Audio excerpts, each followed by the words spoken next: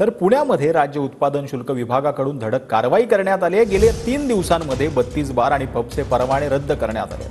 14 पथकांनी बार आणि पबला निरीक्षण करत भेट देत कारवाई केलेली आहे, अशी माहिती जी आहे ती जगदाळे यांनी दिली आहे। राज्य उत्पादन शुल्क विभागाचे उपाधीक्षक संतोष जगदाळे यांनी ही माहिती दिलेली आहे। आपल्या सोबत राज्य उत्पादन शुल्क विभागाचे उप अधीक्षक संतोष जगदाळे आहेत।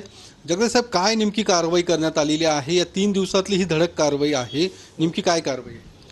आम्ही ह्या अपघाताच्या पार्श्वभूमीवर सदर ठिकाणी आम्ही 14 पथके आम्ही स्थापन केली होती आणि त्या 14 पथकांनी विविध बारवर किंवा पबवर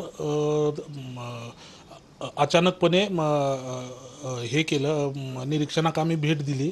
यामध्ये 10 रूफटॉप बारवर आम्ही कारवाई केलेली आहे, तसंच 16 पबवर कारवाई केलेली आहे आणि 6 इतर अनुज्ञप्ती ज्या आहेत आमच्या साध्या, जे पब म्हणता येणार नाही, फक्त ते FL3 अनुज्ञप्ती अशा अनुज्ञप्त्यावर कारवाई केलेली आहे। जर कुठल्याही अनुज्ञप्ती धारकानं किंवा असं जर अल्पवयीन मुलांना जर मद्य विक्री केली किंवा त्यांना अलाउ केलं त्या सदर प्रिमायसेसमध्ये बसण्यासाठी, तर त्यांच्या त्या अनुज्ञप्ती धारकाविरुद्ध सुद्धा कारवाई करण्यात येईल आणि अनुज्ञप्ती कायमस्वरूपी बंद करण्यात येईल। कॅमेरामन अभिजित पिसेसह योगेश बोरसे, TV9 मराठी, पुणे।